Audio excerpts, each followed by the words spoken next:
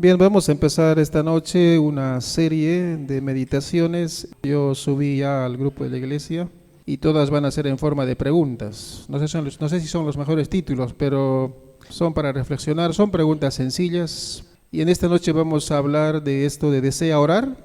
Bien, uno podría decir obviamente que todo creyente, todo hijo de Dios desea orar, entendiendo que orar es hablar con Dios, ¿no? Ese sería el concepto más básico de la oración, hablar con Dios, comunión con Dios, conversar con Dios como un amigo. Quisiera empezar con esta pregunta: ¿cuáles son tus deseos más profundos para este año? ¿Tienes deseos? ¿Tienes anhelos? ¿Alguno ha escrito algunos deseos de año nuevo? ¿No? ¿Alguien? ¿No? ¿Nada? Pone la palabra deseo en la concordancia y aparece muchos versículos en relación a esto de los anhelos, los deseos del corazón, es decir, del pueblo de Dios, del salmista. Tanto en el Antiguo y en el Nuevo Testamento la palabra aparece muchas veces. Ahora, ¿por qué debemos orar? Yo creo que una de las cosas más importantes de por qué oramos, hermanos, buscamos dirección de Dios para nuestra vida todos los días. Estamos viviendo en un mundo difícil. Hace poco hubo un evento en Colombia, ¿no? Y se está hablando de un reseteo mundial. Entonces los creyentes necesitamos una dirección de parte de Dios, para estar en sintonía con la voluntad de Dios, para poder vivir en este mundo que se torna cada vez más difícil. No se sabe lo que será mañana, hay incertidumbre. Pero también quisiera decir, hermanos, que necesitamos purificación espiritual, preparación para lo que viene. Como dice la Biblia, hermanos, estar purificados espiritualmente. Quisiera mencionar 3 ejemplos de los muchos que hay en la concordancia. ¿Cuál es el deseo de la Trinidad? Vamos a abrir la Biblia en 1 Timoteo capítulo 2.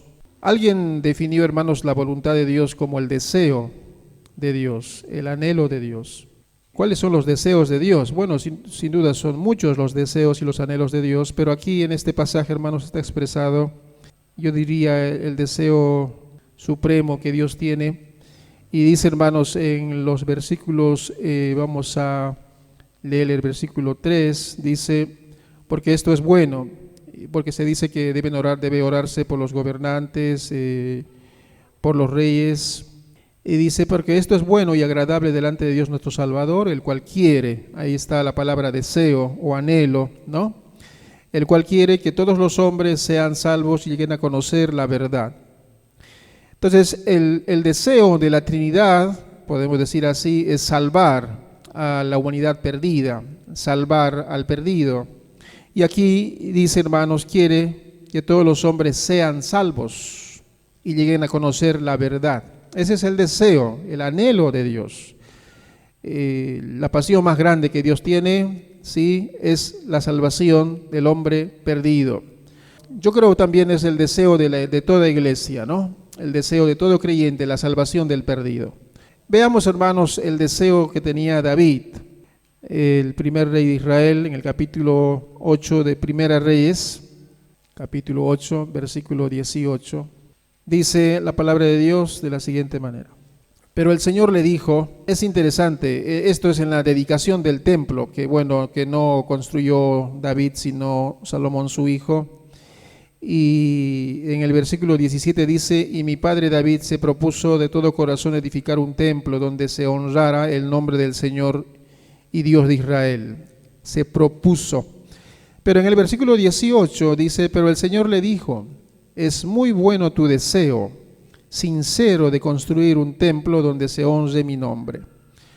Ahora, déjame preguntarle, hermanos, ¿tienen deseos espirituales para este año, sí o no? ¿Cuáles son sus anhelos, sus planes, sus deseos? David tenía ese deseo de construir un templo para el Señor, donde se honre el nombre de Dios, ya que se honraba en el tabernáculo, ¿no? Y aquí se dice, hermanos, que es muy bueno ese deseo que tiene. Es muy bueno tu deseo, sincero, de construir un templo. ¿Cuál es tu deseo sincero para este año? Esa es la pregunta.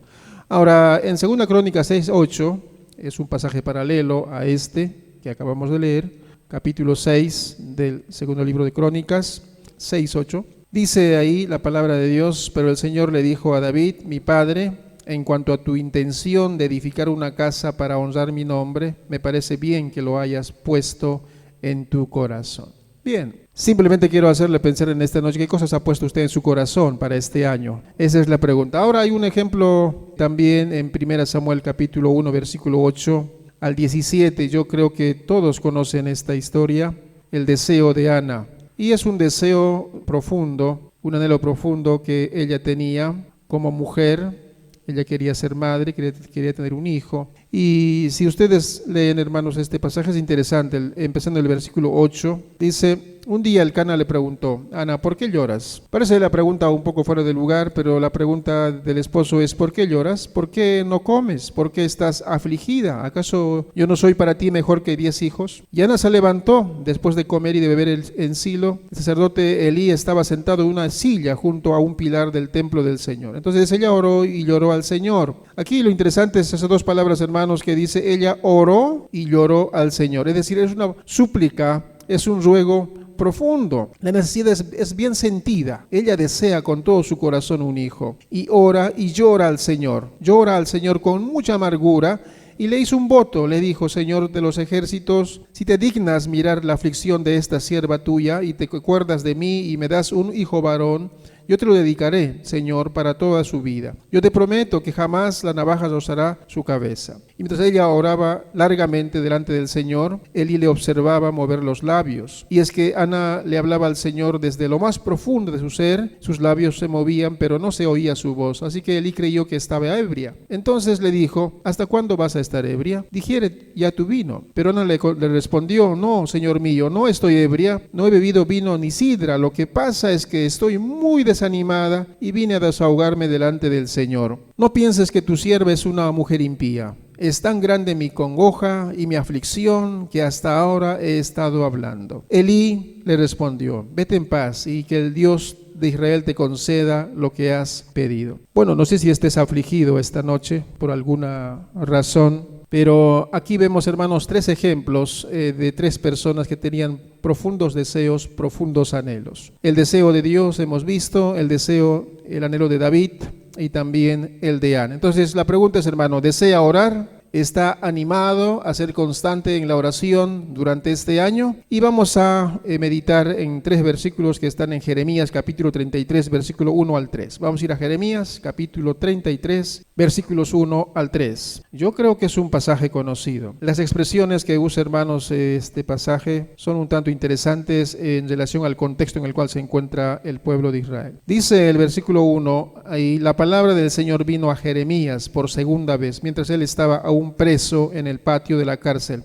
Y eso hay que tomar en cuenta, ¿no? Él está preso en el patio de la cárcel. Le dijo: yo, el Señor que hice la tierra y la formé para afirmarla y cuyo nombre es el Señor, declaro: clama a mí y yo te responderé, te daré a conocer cosas grandes y maravillosas que tú no conoces. Pero para comprender, hermanos, este pasaje, estos versículos, necesitamos mirar un poco el contexto. Y vamos a mirarlo en la misma Biblia, ¿sí? Jeremías 32, 26. Si leemos, hermanos, unos versículos antes, y es un poco largo, pero vamos a leerlo. ¿Qué estaba pasando? Los babilonios, hermanos, desde el este estaban avanzando hacia Jerusalén. Habían conquistado los asirios e iban, hermanos, a tomar Jerusalén. Ellos intentan aliarse con Egipto para poder enfrentar a los babilonios. Pero Dios ya había dicho, hermanos, que el pueblo sería llevado cautivo, que no había ninguna esperanza, hermanos, de poder hacer frente a los babilonios. Lo que quedaba solamente era ellos rendirse y decir: bueno, tómennos y llévennos para Babilonia. Sin embargo, hermanos, el rey no estaba de acuerdo con lo que Jeremías había dicho, y por eso, hermanos, le puso en la cárcel, porque no era nada bueno su mensaje, decir, hermanos, que el pueblo va a ser llevado cautivo. Ahora, aquí en estos versículos se explica mejor. Versículo 26 dice: y la palabra del Señor vino a mí y me dijo: Jeremías, yo soy el Señor, el Dios de toda la humanidad. Así traduce esta versión, hermanos. Yo soy el Dios de toda la humanidad. ¿Acaso hay algo que me sea difícil? Yo, el Señor, declaro que voy a entregar a esta ciudad en manos de los caldeos, y que Nabucodonosor, rey de Babilonia, la tomará. Los caldeos que atacan esta ciudad vendrán y le prenderán fuego. la quemarán junto con las casas sobre cuyas azoteas provocaron mi ira al ofrecer incienso a Baal y derramar libaciones a dioses ajenos. Se reitera varias veces, hermanos, en Jeremías que el pueblo va a ser llevado, hermanos, a causa de su pecado, a causa de la idolatría, a causa de abandonar a Dios. Y el versículo 30 dice, desde su juventud, los hijos de Israel y los hijos de Judá solo han hecho lo malo delante de mis ojos. Los hijos de Israel no han hecho más que provocarme a ira con las obras de sus manos. Ahora, yo, hermanos, al leer este pasaje me pregunté, ¿no será, hermanos, que la iglesia del Señor, el pueblo de Dios, también hoy esté provocando al Señor de alguna manera, provocando la ira con la obra de sus manos? Pues es una pregunta que me hice. No estoy, hermanos, en virtud de juzgar a nadie, pero Dios conoce las acciones de cada uno de nosotros, de cada creyente sobre el planeta Tierra. Y aquí, hermanos, llama la atención, solo han hecho lo malo delante de mis ojos, provocarme a ira con las obras de sus manos. Palabra del Señor. Versículo 31 dice, desde el día en que esta ciudad fue edificada, se refiere a Jerusalén, ¿no? Y hasta el día de hoy, lo único que han hecho es provocar mi enojo y mi furor. Por eso la borraré de mi presencia, por toda la maldad que para hacerme enojar han cometido los hijos de Israel y de Judá, bueno, tanto el norte como el sur, junto con sus reyes, príncipes, sacerdotes, profetas, varones de Judá, habitantes de Jerusalén. Es decir, hermanos, es global, es general. No hay quien, hermanos, se salve aquí. Desde el gobernante, hermanos, hasta el último hombre del pueblo, están en la misma condición. Y el versículo 33 dice, me dieron la espalda y no la cara, no quisieron escucharme ni recibir corrección, aun cuando una otra vez les enseñaba. Es decir, hay rebeldía, ¿no? No quieren escuchar la voz de Dios, no quieren escuchar la voz del profeta, ¿no? Por eso lo pusieron varias veces en una cisterna y ahora en esta ocasión está en la cárcel, Jeremías. Versículo 34, al contrario, contaminaron la casa en donde se invoca mi nombre, al poner allí sus ídolos repugnantes. Imaginen, hermanos, ustedes que en este lugar que está consagrado para adorar a Dios, nosotros pongamos ídolos aquí, ¿no? Qué sé yo, Virgen de la Cupiña, no sé, todos los ídolos, el Gauchito Gil, no sé, que llenemos de ídolos acá, de santos acá, ¿no? El templo, hermanos, profanado, ¿verdad? Y dice, para hacer pecar a Judá, edificaron altares altos en honor de Baal, los cuales aún están en el valle de Ben-Gión, y en honor a Moloc hicieron pasar por el fuego a sus hijos y sus hijas, un hecho repugnante que nunca les mandé hacer, ni me pasó por la mente que haría. Entonces, hermanos, por todo ese asunto, ya Dios ha dicho que el pueblo sería llevado cautivo a Babilonia. Entonces, Jeremías simplemente, hermanos, está cumpliendo con lo que Dios le mandó a decir al pueblo como profeta de Dios, como mensajero del Señor. Vamos a orar, hermanos, en esta noche. Vamos a tomar 3 ideas solamente de este pasaje bajo este título, si deseamos orar. Padre, te damos gracias en esta noche y somos tu pueblo, un pueblo escogido, Señor, como dice 1 Pedro, real sacerdocio, nación santa, pueblo adquirido por ti, Señor. Y estamos iniciando este nuevo periodo de, Señor, comprometernos a una vida de oración constante en nuestras casas, Señor, en nuestros devocionales personales, pero también, Señor, en esta oración congregacional los días jueves. Y tú, Señor, nos conoces a cada uno de nosotros. Estamos viviendo, Señor, tiempos difíciles. Yo no sé, Señor, cuánto puede quedarnos, Señor, de vida en este mundo. No sabemos, Señor, cuándo vendrás, pero, Señor, escuchamos tantos rumores, Señor, tantas cosas, y tampoco queremos ser, Padre Santo, ingenuos, Señor, y ser ciegos. Por favor, Padre, abre nuestros ojos para poder ver, Señor, lo que se avecina. Y especialmente, Señor, que podamos, Señor, ir en pos de la purificación espiritual, Señor, de nuestras vidas, para que podamos, Señor, aguardar tu venida preparados, sabiendo que tú vienes por tu iglesia, Señor. Y aunque se habla, Señor, de este reseteo mundial, que probablemente, Señor, se dé muy pronto, no lo sabemos, pero, Señor, sin duda las cosas no son como antes lo eran. Y pedimos, Padre, esta noche que tú, Señor, nos hables a cada uno de nosotros, Señor, a través de tu palabra. Y te lo pedimos, Señor, en el nombre de Cristo Jesús. Amén. La primera idea, hermanos, que se desprende de este versículo, de esos versículos, Jeremías de 33, 1 al 3, Dios nos anima a orar. ¿Desea orar? Bueno, si no tiene el deseo de orar, pues Dios le anima a orar, porque la palabra que se usa aquí, hermanos, es una palabra interesante, la palabra clama, clama. Ahora, si uno se acerca, hermanos, a la definición de esa palabra, es interesante. es pedir algo con desesperación. Eso es clamar. O también podría ser quejarse a gritos, pidiendo un favor, pidiendo una ayuda. Jeremías está en la cárcel. Ahora, pareciera, hermanos, que Jeremías quizás no se está quejando, pero Jeremías está en la cárcel. Quizás no está diciendo, Señor, sácame de aquí, estoy ya desesperado en este lugar, no me siento bien. Y nosotros también hemos estado en una cárcel durante casi todo un año, ¿verdad? Alguno clamó con desesperación, diciendo que ya no aguantaba más del encierro. Pero qué grandes cosas, hermanos, Dios quiso enseñarnos durante todos esos meses. Es difícil para nosotros comprender que las situaciones, hermanos, desagradables, las pruebas, las circunstancias, las adversidades, están dentro de la voluntad de Dios. Muchas veces escucho a Salvador de Lutri. Salvador de Lutri dijo, hermanos, que quizá esta pandemia, en una palabra lo resumió, es una advertencia para la iglesia, pero también, hermanos, es una advertencia para toda la humanidad sobre el planeta Tierra. Una advertencia para poder arreglar la vida con Dios. Entonces, necesitamos, hermanos, identificar el propósito primario de las pruebas. ¿Por qué Dios nos prueba? ¿O por qué Dios nos ha estado probando con esta pandemia? ¿Cuál es el propósito mayor en medio de esta prueba tan difícil que ha tocado enfrentar a toda la humanidad? Dios desea enseñarnos algo en medio de las circunstancias, de las adversidades. Una interesante ilustración, hermanos, un corredor de la bolsa en estos meses, hermanos, entró en bancarrota, ¿sí? Y él estaba muy desesperado, ¿no? Ha perdido mucho dinero y estaba muy desesperado. Pero el hecho es, hermano, que él es creyente. Después de todos los meses que pasó, después de haber perdido tanto dinero, hermanos, y que estaba como por renunciar a su fe, entró en una crisis.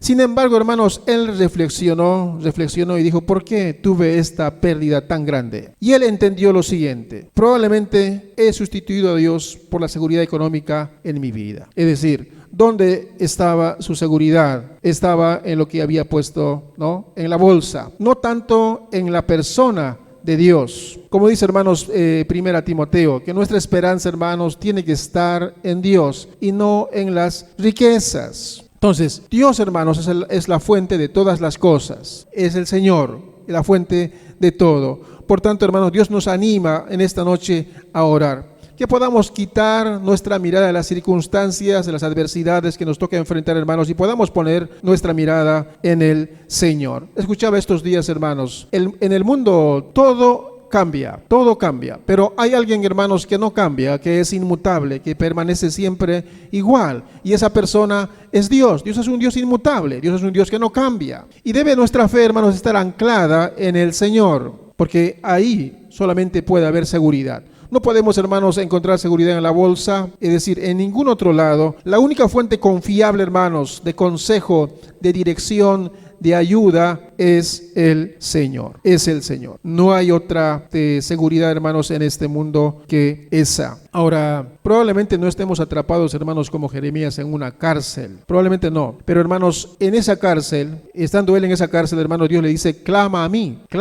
Ahora, si alguien lloró, hermanos, por la deportación de Israel, porque no fue para Jeremías, hermanos, nada agradable que el pueblo fuera llevado como fue llevado, él lloró, porque él no deseaba eso para el pueblo. Él deseaba, hermanos, que el pueblo se arrepintiera, que se volviera de sus malos caminos. Sin embargo, hermanos, la rebeldía del pueblo fue más grande que la compasión de Jeremías. Pero, hermanos, también puede haber gente en este tiempo en cárceles intelectuales, ¿verdad? Quizás estás pensando qué será, ¿no?, de lo que se dice en todos los medios, o en cárceles emocionales. Puede estar, digamos, muy amedrentado, con mucho temor, con mucha angustia, con mucha desesperación, con mucha preocupación, o también, hermanos, puede estar en una cárcel de malentendidos entre unos y otros, en sus relaciones interpersonales, con su esposa, con sus hijos. Pero Dios nos anima, hermanos, en esta noche a orar, a clamarle a Él. La segunda cosa, hermanos, que se menciona en el pasaje es respuesta. Si ustedes se dan cuenta, hermanos, en el versículo 3 estamos mirando, clama a mí, clama a Dios, fuente segura. Y lo segundo que dice, yo te responderé. Ahora, Jeremías está en una cárcel, hermanos. pero se le promete. Dios aquí hace un compromiso, hermanos, de responder la petición que le hagamos. Nosotros, hermanos, también hacemos promesas a veces, ¿verdad? Pero muchas veces decepcionamos porque no cumplimos siempre lo que prometemos. A veces decepcionamos nosotros los seres humanos. Pero Dios, hermanos, cuando dice algo, Él lo cumple y lo va a cumplir. Es decir, Dios no defrauda a nadie, no puede defraudar a nadie, no defrauda a nadie, hermanos. Si Dios dice que va a escuchar, va a escuchar. Si Dios dice que va a responder. Siempre responde Dios nuestras oraciones. Ahora, la respuesta de Dios, hermanos, puede ser sí, inmediatamente, o puede ser no, o puede ser, hermano, espere un poco. Ahora, vivimos, hermanos, en una sociedad donde quizás no nos gusta esperar. Pero en los Salmos, hermanos, hay muchos pasajes que dice que esperemos en el Señor, que esperemos en el Señor. Ahora, ¿hasta cuándo? Quizá mucha gente está también desesperada, hermano, por la vacuna, ¿no? Para que la vacuna llegue pronto, ¿verdad? Quieren sentirse un poco seguros con la vacuna. Y algunos quizás no quieren saber nada de la vacuna, porque también hay mala propaganda de las vacunas. Pero esperar, hermanos, no es una virtud de nosotros los seres humanos. No nos gusta esperar, mucho más aún en este tiempo. Pero, hermanos, Dios puede responder inmediatamente diciendo que sí o diciendo que no. Pero, hermanos, la respuesta de Dios siempre va a ser la mejor, ya sea que diga sí, ya sea que diga no, o ya sea que diga que esperemos un poco. Ahora, la respuesta, hermanos, es en el tiempo de Dios, en el momento oportuno que Dios escoja. Entonces, si queremos la perfecta voluntad de Dios, quizás nos toque esperar, pero, hermanos, es una espera en oración. No es una espera, hermanos, sin oración, es una espera en oración. La respuesta prometida es segura. Tercero, en el versículo 3 dice, hermanos, y te daré a conocer cosas grandes y maravillosas que tú no conoces. Dice que va a revelarnos, hermanos, las cosas ocultas. Las cosas ocultas. Ahora, todos enfrentamos, hermanos, decisiones todos los días. En este versículo está diciendo, hermanos, que Dios va a revelarnos conforme a su voluntad la solución para todas las decisiones de nuestra vida. Y la pregunta es, hermanos, ¿en qué está basada nuestras decisiones? ¿En qué está basada nuestras decisiones? Las personas pueden basar sus decisiones, hermanos, en sus conocimientos, en su opinión, en su experiencia. Pero los creyentes, hermanos, debemos basar nuestra decisión en la sabiduría de Dios, que está expresado en este libro. Debemos estar dispuestos a pagar el precio de cada decisión. Y aquí dice, hermanos, te enseñaré cosas grandes y ocultas que tú no conoces. Quiero, hermanos, invitar a abrir la Biblia en Filipenses 3:7. Filipenses 3:7. Enfrentamos, hermanos, decisiones conyugales permanentemente, decisiones laborales, algunos también han enfrentado durante este año que ha pasado, decisiones económicas, y todas estas decisiones, hermanos, necesitan atención inmediata. Aquí en Filipenses, hermanos, capítulo 3, versículo 7, dice la palabra de Dios, pero todo lo que para mí era ganancia, lo he estimado como pérdida por amor de Cristo. Y el versículo 8 dice, y a decir verdad, incluso estimo todo como pérdida por la excelencia del conocimiento de Cristo, mi Señor. Por su amor lo he perdido todo y lo veo como basura para ganar a Cristo. Lo primero, hermanos, cuando hablamos de conocer, hermanos, a Dios y de revelarse las cosas ocultas, hermanos, debemos buscar el rostro de Dios. Nuestra meta como cristianos durante este año debe ser conocer al Señor más profundamente, más de cerca, más íntimamente. Conocer al Señor. Y ese era el mayor deseo, hermanos, del apóstol Pablo. Dice, lo tengo como pérdida por la excelencia del conocimiento de Cristo Jesús. Y dice la Biblia, hermanos, en 2 Pedro, que crezcamos en el conocimiento de Jesucristo, en la gracia y el conocimiento de Jesucristo. ¿Cuánto conocemos, hermanos, a nuestro Señor? Es la pregunta. Un segundo pasaje, Juan 15:16. El Señor desea revelarse, hermanos, a nosotros mismos día tras día. Él desea ser más conocido por nosotros. Pero también, hermanos, no solamente su persona, sino también la capacidad que tiene el Señor. Lo que Él puede hacer, nosotros no podemos hacerlo. En San Juan 15:16, hermanos, dice lo siguiente. Dice, ustedes no me eligieron a mí, más bien yo les elegí a ustedes y lo he puesto para que vayan y lleven fruto. Y su fruto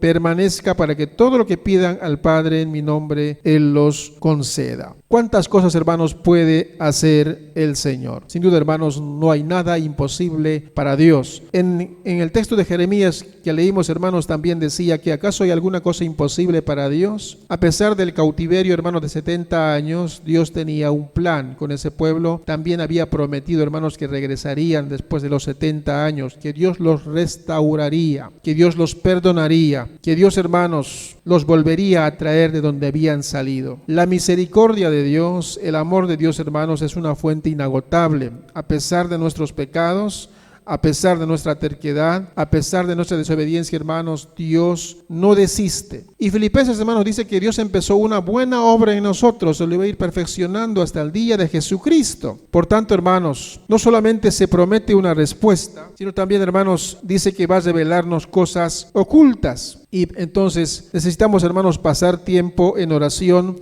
para poder encontrar las respuestas, hermanos, a las preguntas, a las dudas que tenemos, hermanos, en el altar de oración. Hay respuestas que solo podemos encontrarlo en la oración. Probablemente no encontremos, hermanos, en una sesión de consejería, en una conversación de amigos. Probablemente nadie tenga la respuesta, solo el Señor. Y eso, hermanos, hay que encontrarlo en la intimidad con el Señor, entendiendo que Él es la fuente de toda sabiduría, de toda respuesta. Vamos a terminar leyendo, hermanos, unos salmos. Y cuando hablamos, hermanos, de este deseo de orar, hermanos, es muy importante la obediencia, porque el orar, hermanos, es algo que Dios, hermanos, nos ha mandado y da por implícito, hermanos, la Escritura, que nosotros los creyentes vamos a orar. No es una opción no orar. Debemos orar, tenemos que orar. El Salmo 21:2 dice lo siguiente. Y aquí, como para fortalecer, hermanos, nuestra convicción en este sentido, dice: les ha concedido los deseos de su corazón, les ha concedido todas sus peticiones. Ahora, si Dios concedió, hermanos, a los hombres del pasado sus deseos, sus peticiones, ¿por qué no lo va a hacer también con nosotros? Así que quiero animarle en esta noche,